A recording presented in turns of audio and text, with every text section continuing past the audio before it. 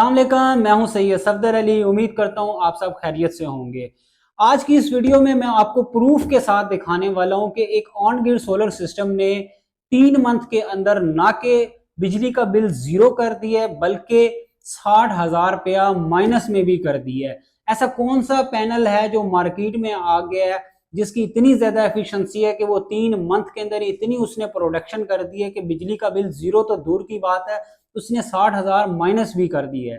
या ऐसा कौन सा फार्मूला कस्टमर लगा रहा है, ऐसा कौन सा ट्रिक इस्तेमाल कर रहा है जिसकी वजह से बिजली का बिल इतनी जल्दी जो है वो रिकवर हो गया, उसकी जो इन्वेस्टमेंट थी इतनी जल्दी रिकवर हो गई है कि वो 1 से 2 साल के अंदर ही जो उसकी इन्वेस्टमेंट है वो इंशाल्लाह रिकवर हो जाएगी। लेकिन वो फार्मूला क्या है, वो क्या ट्रिक है, वो मैं आपको बताने से पहले आपको प्रूफ के साथ मोबाइल एप्लीकेशन पर लेकर जाऊंगा, उस साइड का पूरा डाटा शो कराता हूँ कि उस सिस्टम को कब से लगा है वो और वो आज तक कितनी प्रोडक्शन कर चुका है।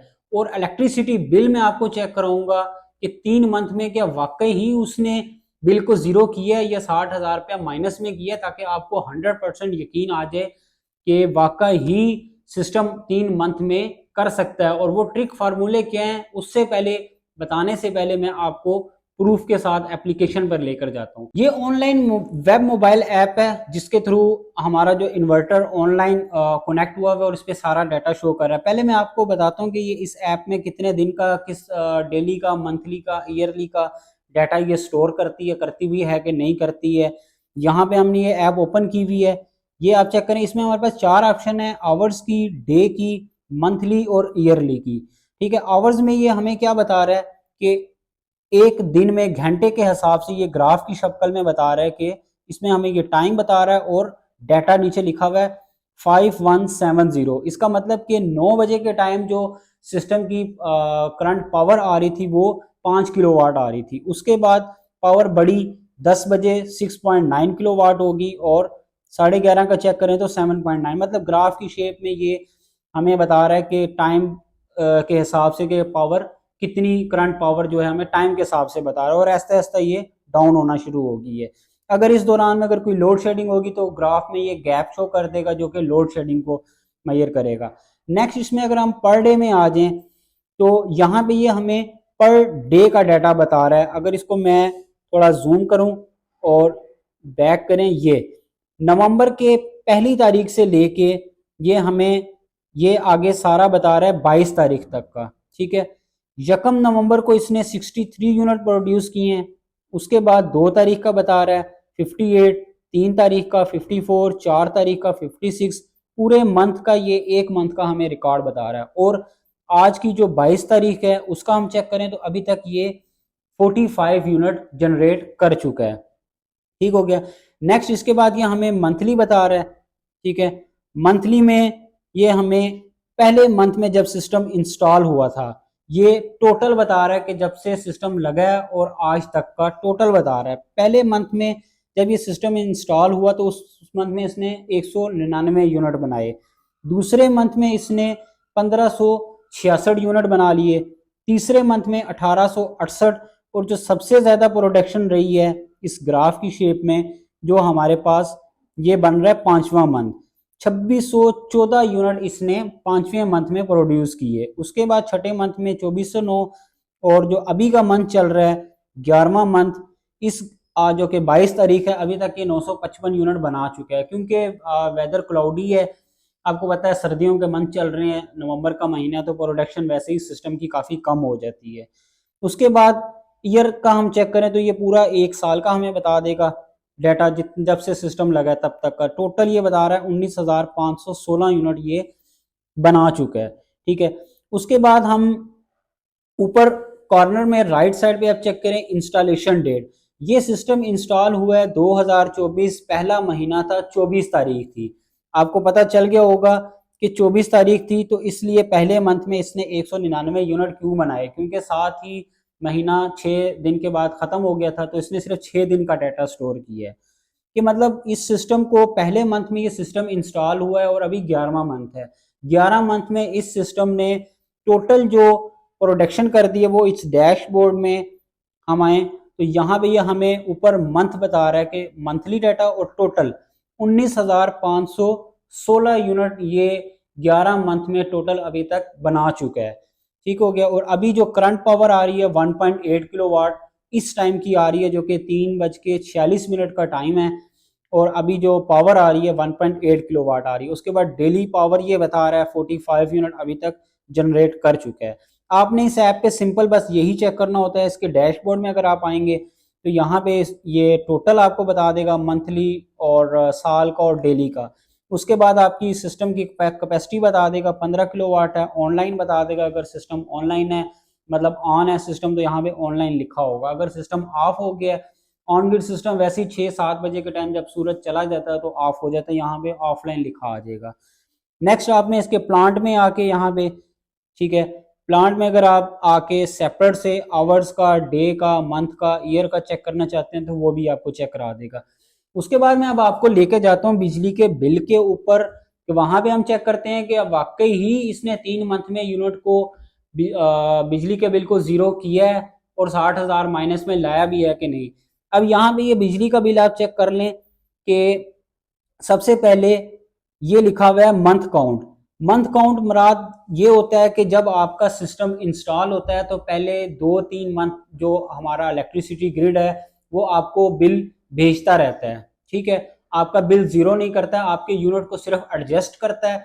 और 3 मंथ के बाद ये पॉलिसी है, हर सिटी में, हर बहरिया इनक्लेव की अलग पॉलिसी है। अगर आप इस्लामाबाद में हैं वहाँ पे थोड़ी सी हो सकता है चेंज हो जाए। तो ये हर ग्रिड की एक पॉलिसी होती है। एस्को लेस्को जहाँ पे भी सिस्टम लगा है वो पहले 3 मंथ में आपको बिल भेजते हैं। उसके बाद आपके यूनिट्स जो हैं वो ज़ाया नहीं जाते, उनको एडजस्ट कर देते हैं। ठीक है, लेकिन अब यहाँ पे आप चेक करें कि पहले ये मेरे पास बिल है तीसरे मंथ का, मंथ काउंट 3/3 यानी कि 3 मंथ पूरे हो गए हैं। तीसरे मंथ की जो इस सिस्टम ने एक्सपोर्ट की है वो है 2034 यूनिट, और जो इनकी इंपोर्ट है वो है 256 यूनिट। ठीक है, 256 यूनिट उन्होंने अपनी बिजली इस्तेमाल की जो उनकी कंजम्पशन थी। ठीक है, और सिस्टम ने जो प्रोडक्शन बनाई थी 2034 यूनिट। ठीक है, और यहाँ पे नीचे आप सबसे एंड पे चेक कर लें CR 59635। अब अमाउंट, ड्यू डेट, ये पूरा मैं आपको इसलिए बता रहा हूं ताकि आपको यकीन आ जाए। बिल मंथ 26 अप्रैल का बिल है। ठीक है, और 26 अप्रैल का इनका जो बिल आया है क्रेडिट में आया है। CR का मतलब होता है क्रेडिट। ठीक है, 59,000 यानी कि 59,635 रुपए तीसरे मंथ में ही इनका बिल क्रेडिट में चला गया।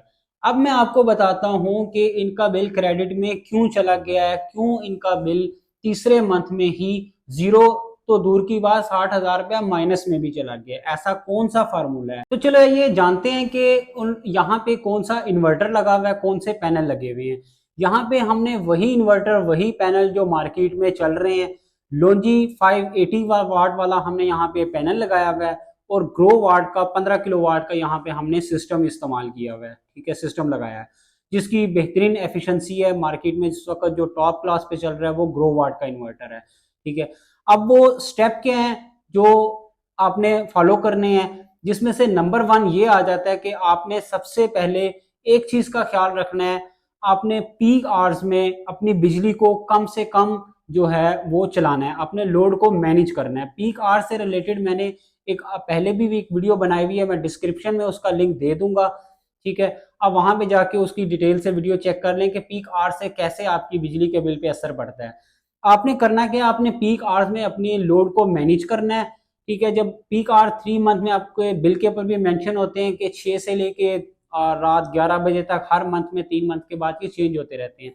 आपका जब सिस्टम लग गया है, आपने उस पीक आवर्स में अपनी जो एक्सपोर्ट है, इंपोर्ट है, उसको आपने कम से कम करना है।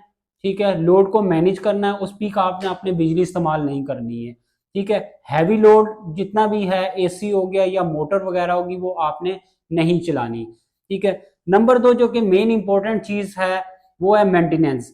फॉर एग्जांपल आपके पास एक कार है, आपने न्यू कार परचेज की है, उसकी जो रनिंग है पूरी होने के बाद अगर आप उसमें फ्यूल वगैरह, उसका जो ऑयल ट्यूनिंग है वो अगर आप प्रॉपर चेंज नहीं करवाएंगे तो क्या होगा, आपकी गाड़ी का इंजन आहिस्ता आहिस्ता डैमेज होना शुरू हो जाएगा, हीट अप होना शुरू हो जाएगा आपकी गाड़ी का इंजन। सेम ऐसे ही आपका सोलर सिस्टम भी चलता है कि अगर आप उसके पैनल्स की मेंटेनेंस प्रॉपर तरीके से नहीं करेंगे तो आपकी एफिशिएंसी डाउन हो जाएगी, जो कि इन्होंने भी यही किया है, प्रॉपर तरीके से अपने पैनल्स की मेंटेनेंस को मेंटेन रखा है हर मंथ में। अब ये एक मंथ में 3 से 4 बार भी आप मेंटेनेंस कर सकते हैं अपने पैनल की। आपने अपने पैनल के ऊपर डस्ट जो है वो जमा नहीं होने देनी है, ठीक है। प्रॉपर तरीके से एक हाई प्रेशर पानी के साथ, जैसे कार वॉश के लिए स्टेशन पे चले जाएं, उनके पास एक प्रेशर मशीन होती है, उसके साथ वो गाड़ी वॉश करते हैं, ऐसे ही आप मशीन लें उसके साथ, ताकि आपकी पैनल की जो डस्ट है वो क्लियरली रिमूव हो जाए। उसके ऊपर आपने मट्टी वगैरह जमा नहीं होने देनी है। ये प्रैक्टिस एक मंथ में आपने 3 से 4 बार लाजमी करनी है, चाहे जिस मर्जी एरिया में आपका सिस्टम लगा हुआ है, वो डस्टी एरिया है या बैरिया में लगा है या इस्लामाबाद में, आपने ये प्रैक्टिस लाजमी करनी है। अपने पैनल पे डस्ट जमा नहीं होने देनी है, ठीक है। आपने प्रॉपर तरीके से उसकी मेंटेनेंस करनी है और पीक आवर्स में आपने अपने बिजली के बिल को कम से कम इस्तेमाल करना है। आप फिर चाहे पैनल लॉन्जी का लगाएं या आप इन्वर्टर ग्रो वाट के अलावा कोई और इन्वर्टर लगा लें, ठीक है, आपको 100% आपका सिस्टम एफिशिएंसी देगा। जैसे कि इस सिस्टम पे आपको मैंने दिखा दिया कि 100% एफिशिएंसी इन्होंने इस सिस्टम से ली है। अब आ जाए पॉइंट नंबर 3 के ऊपर, जो कि सबसे मेन पॉइंट है, वो ये है कि आप किस स्टैंडर्ड की केबल इस्तेमाल कर रहे हैं, आप स्ट्रक्चर कौन सा इस्तेमाल कर रहे हैं, आप हाई रेज स्ट्रक्चर पे सिस्टम को इंस्टॉल करवा रहे हैं या स्टैंडर्ड फ्रेम L1 L2 के ऊपर।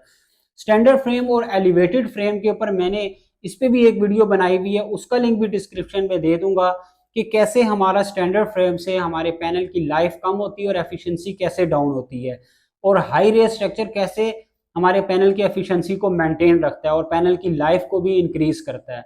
उसके बाद जो सबसे मेन चीजें हैं कि आप किस कंपनी से सिस्टम लगवा रहे हैं, आप जिस मर्जी कंपनी से सिस्टम लगवाएं, आप इस चीज को लाजमी जेर गौर रखें कि आपने वहां पे आपके सिस्टम में केबल कौन से स्टैंडर्ड की इस्तेमाल हो रही है। डीसी अगर आप 10 किलो वाट का सिस्टम लगवा रहे हैं, 15 किलो वाट का लगवा रहे हैं, मैं रिकमेंड करता हूं आप 6 mm की केबल लगाएं, ठीक है। Tin coated cable, heat proof cable इस्तेमाल करें अपनी डीसी सप्लाई के साथ, ताकि उस केबल में आपके कम से कम वोल्टेज लॉस हो।